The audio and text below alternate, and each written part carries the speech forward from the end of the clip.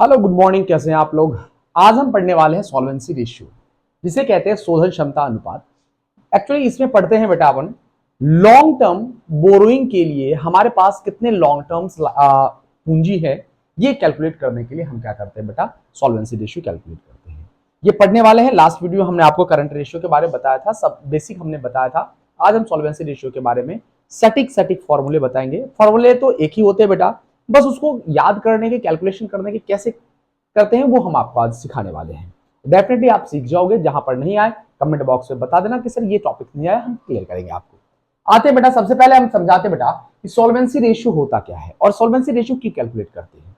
हमने अभी भी बताया कि सॉल्वेंसी रेशियो जो होता है वो long term borrowing, long term obligation के निपटाने के लिए आपके पास लॉन्ग रन पूंजी है या नहीं, वो आपको पता करना है। ठीक है, इसमें ये पता करते हैं। और हमने लिक्विडिटी रेशियो में बताया था कि शॉर्ट टर्म ऑब्लिगेशन के लिए आपके पास शॉर्ट टर्म पूंजी है या नहीं, ये पता करने के लिए हम क्या करते हैं, कैलकुलेट करते हैं। है तो कितना है, आप कितना कवर कर सकते हैं, ये सब हम पता करते हैं। अभी फिलहाल हम पढ़ने वाले हैं सॉल्वेंसी रेशियो में जो कि मेन फॉर्मूले हैं आपके। एक है बेटा आपके पास debt equity ratio, debt to capital employed, proprietary ratio, total assets to debt ratio, interest coverage ratio. इससे बेटा आप लोग जब सीए फाउंडेशन वगैरह करोगे बेटा, आईबीसी वगैरह करोगे, तो वहां पर आपको बहुत सारे फॉर्मूले बताए जाएंगे, बहुत सारे फॉर्मूले बताए जाएंगे। लेकिन करना कैसे है, एक ही फॉर्मूले आप समझ लो, सारे फॉर्मूले याद हो जाएंगे, एक दो को छोड़कर जो आप कर सकते हैं। आते हैं बेटा, सबसे पहले हम बात करते हैं डेट इक्विटी रेशियो का। ये ध्यान सुनो बेटा, इसको कहते हैं डेट इक्विटी रेशियो। ये जो यहां पर डैश लगा हुआ है, क्या लगा हुआ है बेटा, डैश। हमने बचपन में पढ़ा है, आप लोग को दिया होगा सर ने कि 1 to 100 लिखे, तो ये डैश का मतलब हम क्या लेते हैं बेटा, 2। हर जगह आपके पास 2 मिलेगा बेटा। कहां पे मिलेगा, 2 यहां पर भी है, 2 यहां पर भी है। तो इसका क्या काम है, याद रखना बेटा, आपको पता करना है कि इक्विटी और डेट का कितना रेशियो है। तो 2 से पहले अगर क्या है बेटा, डेट है, तो उसे आप ऊपर लिख देना है डेट। क्या लिख देना बेटा, डेट। और 2 के बाद कौन सा है, इक्विटी, तो हम यहां पे ऊपर नीचे लिख देंगे बेटा इक्विटी। हो गया फॉर्मूला। फिर से हम बताते हैं, डेट इक्विटी रेशियो को डेट टू इक्विटी रेशियो भी कहा जाता है, ऋण क्षमता अनुपात भी कहते हैं बेटा। ठीक है, फॉर्मूले क्या होते हैं, डेट अपॉन में इक्विटी। यहां पर डेट में क्या लेना है आपको याद रखना बेटा, डेट मतलब लेना है बेटा लॉन्ग टर्म लायबिलिटी। कौन सा लेना है बेटा, लॉन्ग टर्म लायबिलिटी। ध्यान सुना बेटा, एक ये चीज समझ लो आप, ये बहुत काम की आने वाली है। ये मान के चलो हमने कंपनी में बैलेंस शीट हमने कुछ और प्रकार से पढ़ा है, लेकिन समझना आपको यहां से समझना। लायबिलिटी में कितनी चीज होते हैं बेटा, शेयर होल्डर फंड होता है, नॉन करंट लायबिलिटी होता है, करंट लायबिलिटी होता है, इधर नॉन करंट असेट्स होता है और करंट असेट्स होता है। हम यहां पर बात करते हैं कि लायबिलिटी, ये सभी के सभी क्या है बेटा, लायबिलिटी ये जो होते हैं वो होते हैं एक्सटर्नल लायबिलिटी। क्या होता है बेटा, एक्सटर्नल। और ये होता है इंटरनल लायबिलिटी। कौन सा होता है, इंटरनल लायबिलिटी। यहां पर डेप्ट जो होता है वो होता है सिर्फ और सिर्फ नॉन करंट लायबिलिटी या फिर लॉन्ग टर्म लायबिलिटी। डेप्ट का मतलब क्या होता है बेटा, नॉन करंट लायबिलिटी या फिर लॉन्ग टर्म लायबिलिटी। तो जहां पर डेप्ट की बात करेंगे तो वहां पर लॉन्ग टर्म लायबिलिटी लेंगे। और इक्विटी का मतलब आपको पता चला गया होगा बेटा, शेयर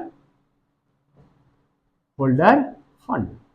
देन फॉर्मूला आपको पता चल गया होगा। अब बात करते हैं कि लॉन्ग टर्म लायबिलिटी आपके पास आएगा कैसे, या फिर हम कह सकते हैं long term liability is equal to non current liability. कैसे कैलकुलेट करेंगे बेटा, याद रखना, ये डब्बा आपको याद रखना है बेटा कि total liability is equal to total assets होता है, राइट।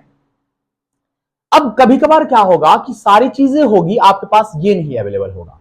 मान के चलो आपके पास नॉन करंट असेट्स दे रखा है, करंट असेट्स दे रखा है, करंट लायबिलिटी दे रखा है, शेयर होल्डर फंड दे रखा है। तो यहां पर हमारे पास long term liability is equal to क्या हो जाएगा बेटा, टोटल असेट्स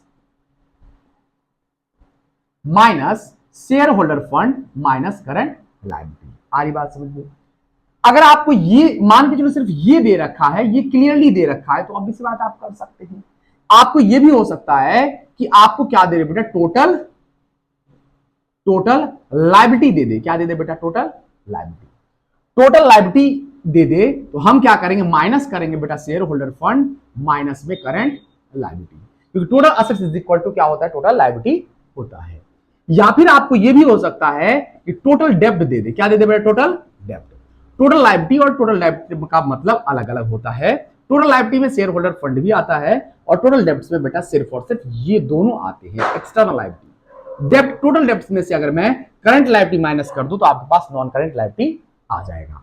उम्मीद करता हूं आपको समझ में आया होगा, बस इसको ध्यान में रखना है, सारी चीजें इसी से आएगी। नेक्स्ट है आपके पास शेयर होल्डर फंड, और शेयर होल्डर फंड में क्या क्या लिखना है बेटा।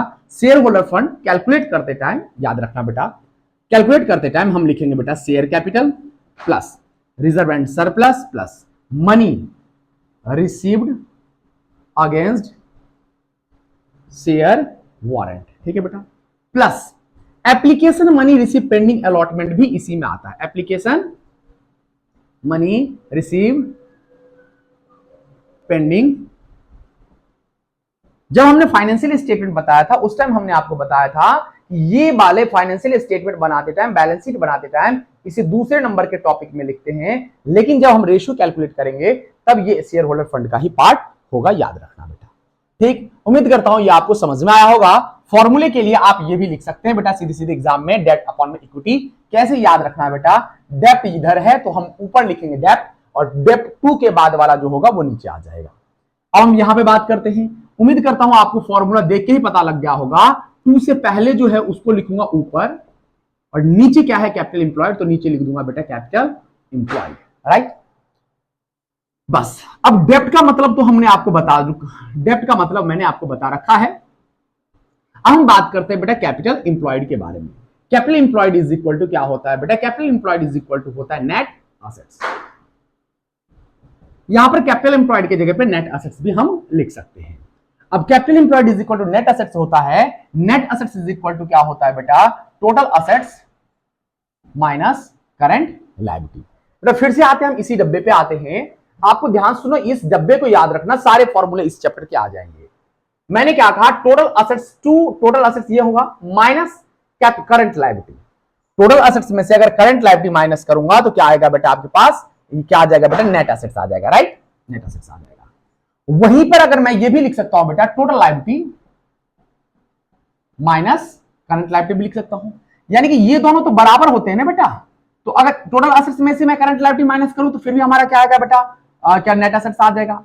और फिर हमारा क्या होता है बेटा, टोटल लायबिलिटी में से अगर मैं करंट लायबिलिटी माइनस करूं तो भी हमारा क्या आएगा बेटा, क्योंकि ये दोनों बराबर होते हैं। तीसरा फॉर्मूला बहुत इंपॉर्टेंट है और ये क्वेश्चन में आता है और मेनली आपको यहीं पे दिखा जाएगा।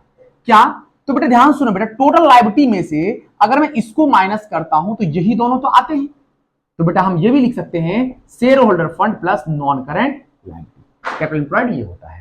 कैपिटल एम्प्लॉयड का मतलब होता है नियोजित पूंजी, लगाई गई पूंजी। बिजनेस चलाने के लिए हम अपनी पूंजी भी, अपने पास से भी पैसे लगाते हैं, साथ साथ बैंक से हम भी लोन लेके पैसे लगाते हैं। लोन अगर लिया लॉन्ग टर्म के लिए तो वो भी क्या होता है बेटा, कैपिटल एम्प्लॉयड का ही पार्ट है।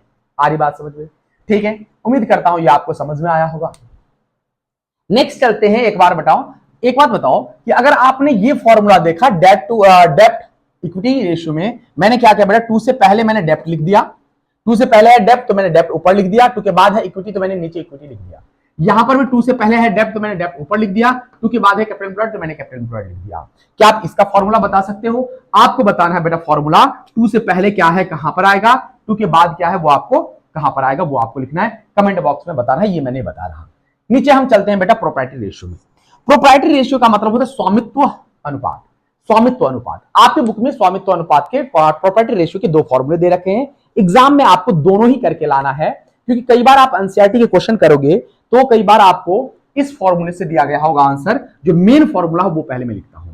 Proprietary ratio is equal to होता है प्रोप्राइटरी फंड, यानी कि हम कह सकते हैं बेटा, क्या कहते सकते हैं, शेयर होल्डर फंड अपॉन में, share holder fund upon net assets, share holder fund upon net assets.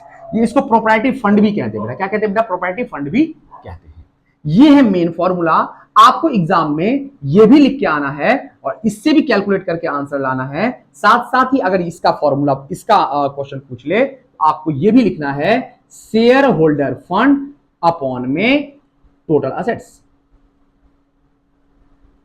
सारी बात, ये भी इससे भी करके लाना है। और यहां पर एक लाइन लिखना है, it can also be calculated. क्या लिखना है बेटा आपको, it can also be calculated by by ये फॉर्मूला लिख के और आपको आंसर लाना है। ठीक है, एग्जामिनर को कभी भी मौका देना ही नहीं है नंबर काटने का। अब हम बात करते हैं इंटरेस्ट कवरेज रेशियो का। ये अच्छा फॉर्मूला, ये बस आपको याद करना है। कैसे याद करना है? Interest coverage ratio is equal to क्या होता है बेटा? Interest coverage net profit before interest and tax upon में interest on long term liability. बस ये फॉर्मूला आपको याद करना है। इंटरेस्ट कवरेज रेशियो, इसका मतलब इंटरेस्ट कितना कवर हो पाएगा नेट प्रॉफिट में। ऑब्वियस बात है, इंटरेस्ट किसका पार्ट है बेटा? पीएनएल का पार्ट है।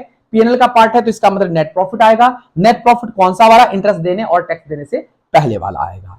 ठीक है बेटा, इसका क्वेश्चन नंबर 1 आपके एनसीईआरटी बुक का 11वां एग्जाम्पल है, वो आप कर लें, आपके लिए पर्याप्त है बेटा। ठीक है, इसका फॉर्मूला आपको किस में बताना है बेटा? कमेंट बॉक्स में बताना है। एक याद रखना, आइडल आता है, ideal current ratio. Ideal current ratio is equal to, याद रखना बेटा, 2:1। दूसरा आइडल लिक्विड रेशियो याद रखना है बेटा आपको, बेटा 1:1। इसका क्वेश्चन या तो इसका एक होता है आइडल डेप्ट इक्विटी रेशियो, इसका आइडल रेशियो होता है बेटा कौन सा? 2:1। मात्र ये आपको 3 याद करने हैं। 3 से एक question take the correct answer किसी में भी आ सकता है। बस अगर आपको ये वीडियो समझ में आए हो, टॉपिक समझ में आए हो, तो चैनल को सब्सक्राइब करें और जल्द से जल्द बेल आइकन दबा दे और शेयर करें अपने दोस्तों के साथ, ताकि उन्हें भी ये हेल्प करे। धन्यवाद।